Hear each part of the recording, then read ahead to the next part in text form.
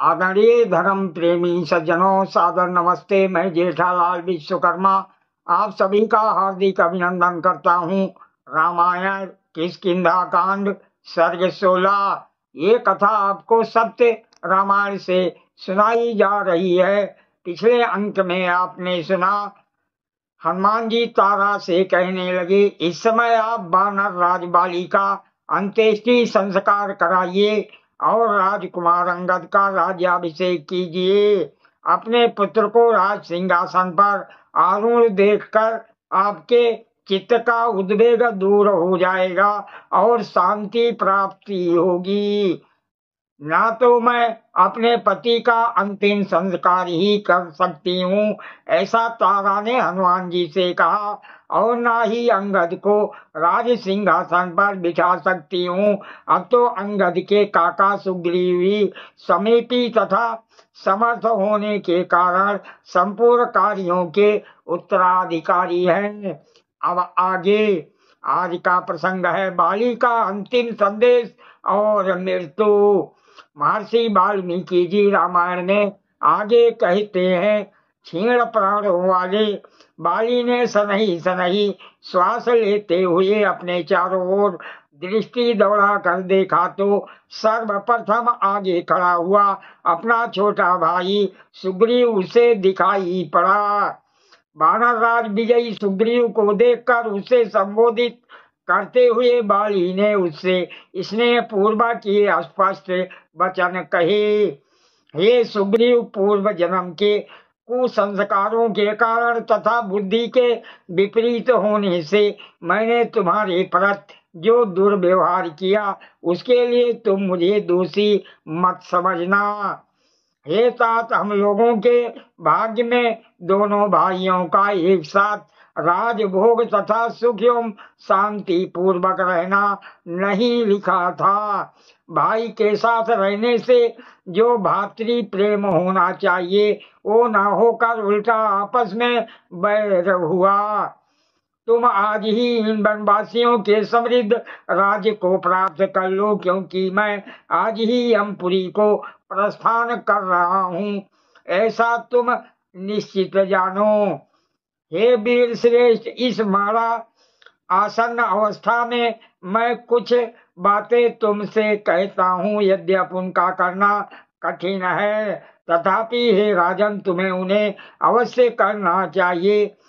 सुख पाने का अधिकारी, सुख समृद्धि में पले हुए बालक होने पर भी बुद्धिमान अश्रुपूर्ण सुख वाले भूमि पर पड़े हुए मेरे इस प्रिय अंगद को देखो।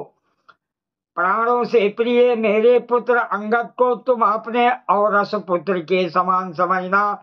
मेरी मृत्यु के कारण ये अनाथ हो गया है। अब तुम ही इसके सर्वस्व हो, अतः इसका सब प्रकार से पालन करना।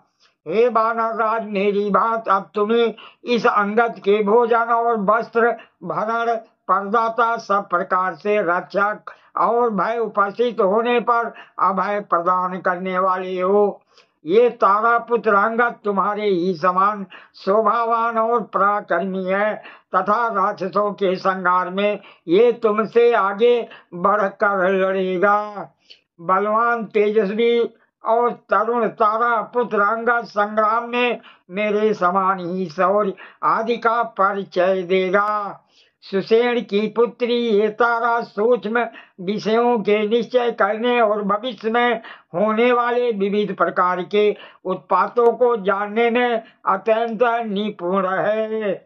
अतः ये तारा जिस कार्य को करने का परामर्श दे उसे निसंग होकर करना, क्योंकि देवी तारा का कोई भी विचार उल्टा नहीं होता।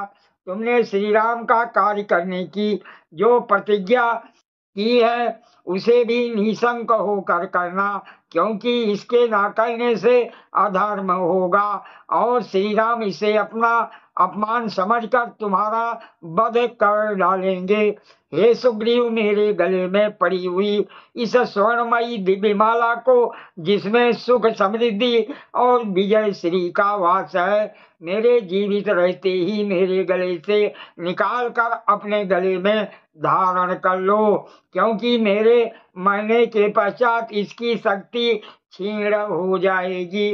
भातृ प्रेम में भरकर जब बाली ने सुग्रीव से ऐसे इसने युक्त वचन कहे, तब सुग्रीव विजय जन प्रसन्नता को त्याग ग्रह ग्रस चंद्रमा के समान मलिन मुख हो गए। बाली के इन वचनों को सुनकर सुग्रीव का बैर शांत हो गया तथा वह स्वस्थ चित्त और आलस रहित होकर बाली के कथनानुसार संपूर्ण कार्य करने लगे।